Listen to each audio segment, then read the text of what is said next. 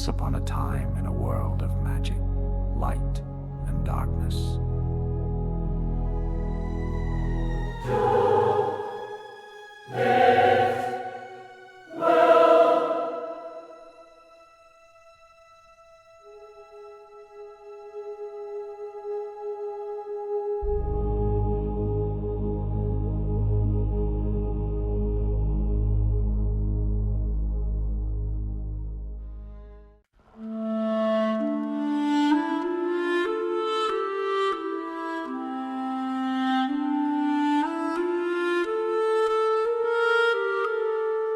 The city of Lumina gleamed under the midday sun.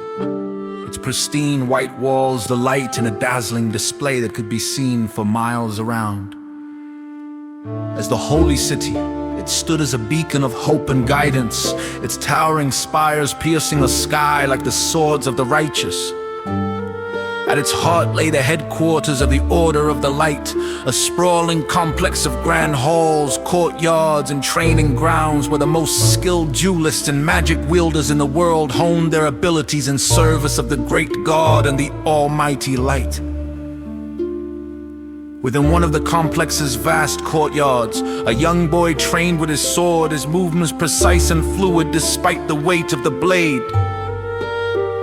His light brown hair, tied back in a simple tail, swayed with each motion, and his blue eyes were narrowed in concentration as he swung the weapon in a series of intricate patterns. His warrior garb, emblazoned with the insignia of the Order, was soaked with sweat.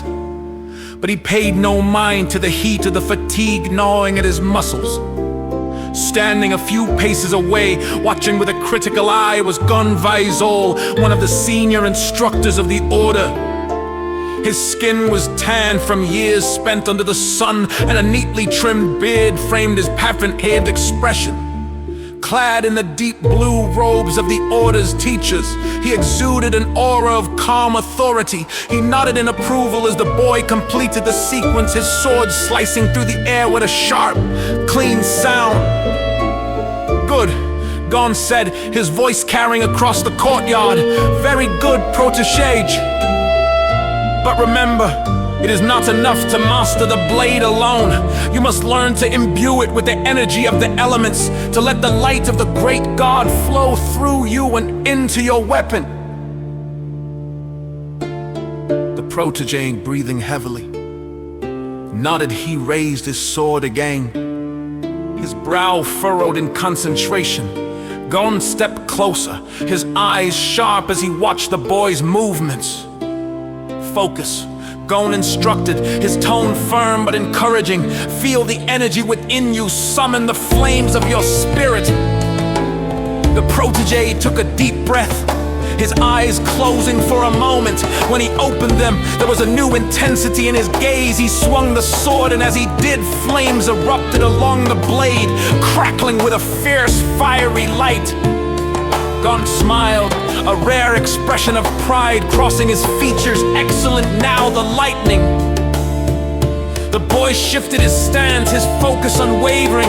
The flames dissipated, replaced by a surge of electricity that danced along the edge of the blade, sparks leaping from the steel with a sharp, crackling sound.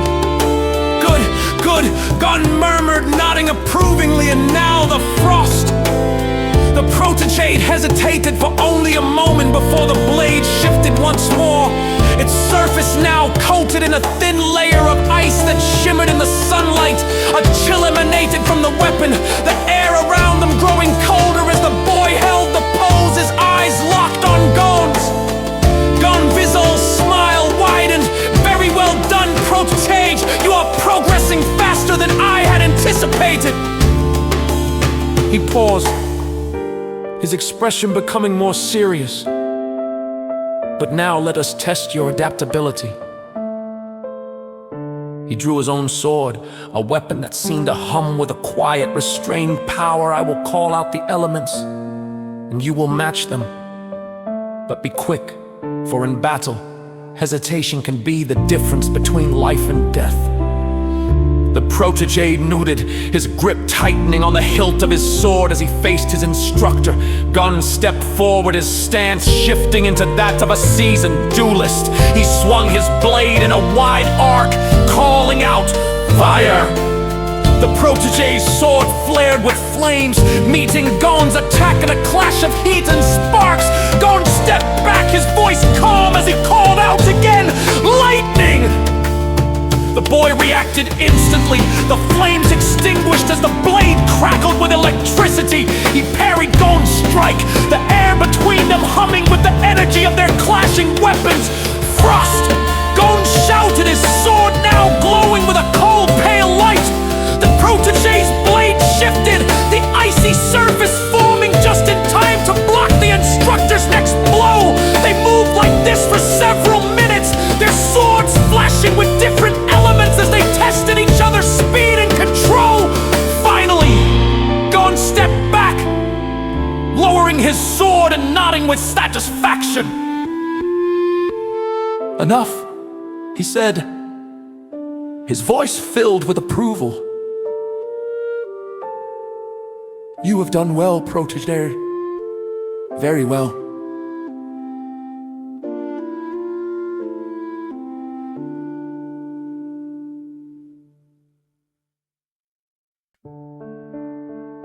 The boy lowered his weapon, his chest heaving as he tried to catch his breath.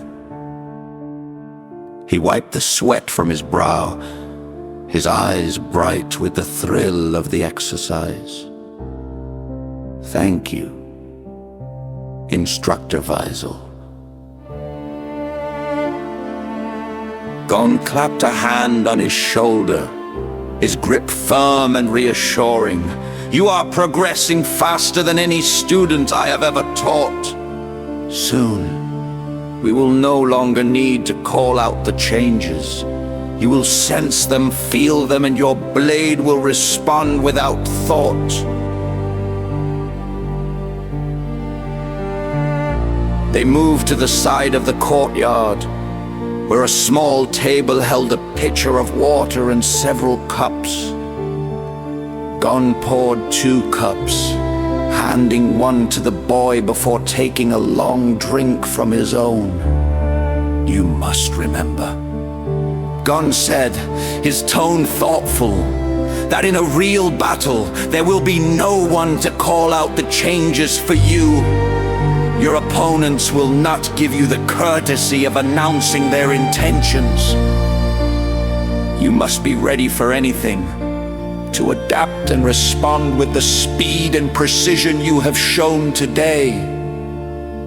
The protégé nodded, his gaze thoughtful as he sipped the water. "I understand, Instructor Visohl, but why doesn't the Cassitan help with my training? I heard he was sent to deal with Katnar Gars and that he's one of the best duelists in the Order." Gohnn Visohl chuckled, a wry smile playing on his lips. "The Cassitan is many things, but he is not your instructor, nor will he ever be. He has his own duties and his own methods, and as for his abilities..." He waved a hand dismissively. "He is skilled, yes, but he is not invincible. And besides, the Cassitan is forbidden from instructing anyone. If he ever tries to teach you magic or dueling, you must inform me or Majaharan immediately. It is strictly against the rules."